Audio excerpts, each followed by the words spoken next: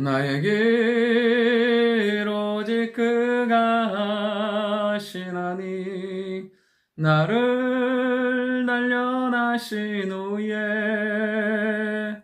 내가 정금같이 나오리라. 아멘. 하나님 말씀 예레미야 52장 24절부터 34절까지의 말씀입니다. 오늘 본문의 말씀을 끝으로 예레미야서가 마치게 됩니다. 그런데 이 내용들은 예레미야가 기록했다기보다는 예레미야 사후의 내용들을 정리한 것입니다. 학자들은 예레미야의 동역자였던 바룩이 기록했을 거라고 생각합니다. 오늘 말씀을 통해서 그 모든 상황들이 정리되고 심판되고 다 끌려가는 것으로 끝나요. 오늘 하나님의 심판이 임한 것 같지만 그 가운데도 놀라운 희망과 비전의 말씀이 있다는 것입니다. 오늘 본문 속에서 첫 번째는 하나님은 이 모든 것들을 새롭게 하기 위해서 하셨다는 것입니다. 성전이 불타고 예루살렘이 불타고 그 다음에 사람들의 가옥이 불타고 성벽이 무너지고 오늘 24절부터 27절가 있는 것처럼 많은 사람들이 죽고 많은 사람들이 포로로 끌려갑니다. 다 무너지고 다 끌려가고 많은 사람이 죽어요. 물론 죄의 결과 맞아요. 불순종의 결과 맞아요. 그러나 이것이 심판이 그리고 이것으로 하나님은 끝이 아니라는 것입니다. 하나님은 이들을 바벨론으로 포로 가게 하시고 이 모든 것들을 무너뜨리셨지만 이들이 다시 돌아오게 함으로 믿음의 놀라운 역사를 시작하기를 원하셨던 것입니다. 그러니까 하나님은 새롭게 하기 위해서 이 모든 과정을 허락하셨다는 거예요. 그러나 이스라엘 백성들은 돌아와서도 다시 영적으로 깨어있지 못하고 악함 가운데 죄 가운데 살면서 영적인 암흑기가 약 400년 동안 지속되는 것을 보게 됩니다. 하나님이 우리의 삶 가운데도 때로는 고난을 아픔을 어려움을 주실 때가 있어요. 하나님은 그것을 통해서 우리 안에 있는 모든 연약함과 죄를 제거하시고 새로운 믿음의 역사를 우리가 이루어 가길 원하세요.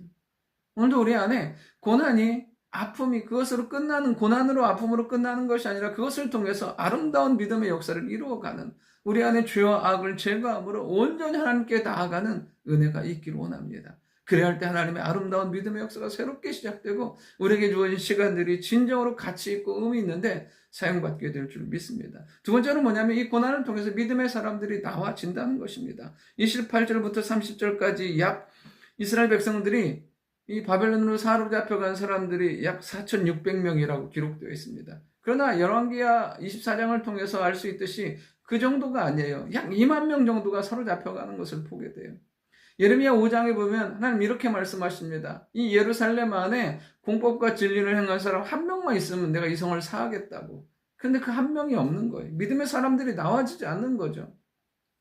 그러니까 그들이 어떻게 됩니까? 다 사로잡혀가고 끌려가게 되는 그런 일들을 당하게 되는 것을 보게 됩니다.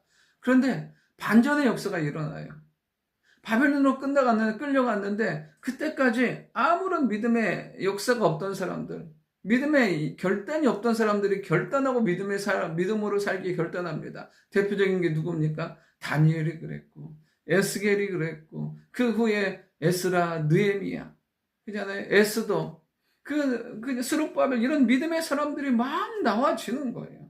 왜요? 어려우니까 절망 가운데 있으니까 하나님 말고는 그들을 살리고 세울 분이 없으니까 그들 안에 숨겨졌던 그 믿음의 본성이 말씀의 능력이 나타나게 되는 것을 보게 됩니다. 우리 안에 끊이지 않는 아픔과 어려움들이 있습니다. 해결돼야 될 문제들이 있어요. 그런데 하나님께서 그것을 통해서 우리가 믿음의 사람으로 능력의 사람으로 세워지기를 원한다는 사실입니다. 우리 안에 있는 해결되지 않는 문제들, 고난의 문제들이 우리 그것들을 통해서 무너지는 것이 아니라 그것이 계기가 되어서 우리의 믿음이 우리 안에 있는 능력의 역사가 말씀의 역사가 살아나는 축복의 사람들이 될 수 있기를 원합니다. 그래야 우리가 믿음의 사람으로 신앙의 사람으로 하나님의 역사의 사람으로 나와지는 축복과 은혜가 있기를 원합니다. 마지막 세 번째로는 하나님은 각자마다 은혜의 때를 살게 하신다는 것입니다. 오늘 31절에 보면 유다왕 여호야긴이 사로잡혀간 지 37년에 그러니까 그가 이제 포로로 잡혀가서 감옥에 37년이 지난 시간이었습니다. 이제 느부갓네살 왕의 아들 에월무로닥이 그를 어떻게 합니까? 옥에서 꺼내고 그 다음에 왕과 함께 식사하면서 그를 높여주고 세워주는 것을 보게 됩니다. 감옥의 때에 있었던 게 37년, 여러분 37년이면 다 잊혀지고 어떠한 영향력도 없을 때예요. 근데 그가 어떻게 해요? 그 감옥에서 그 고난의 때를, 치욕의 때를 견디니까 하나님께서 다시 일으켜 주시는 것을 보게 됩니다. 여러분, 하나님은 고난의 때에도 함께 하세요. 하나님은 영광의 때에도 함께 하세요.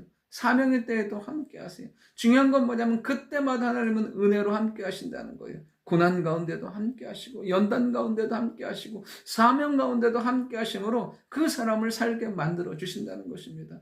어느 때에 있는 것보다 더 중요한 건 무엇이냐면 그때를 은혜로 살아가는 거예요. 하나님 앞에 그렇게 믿음으로 은혜로 살아갈 때 하나님은 우리를 세우시고 영광 가운데 사용하여 주실 줄 믿습니다.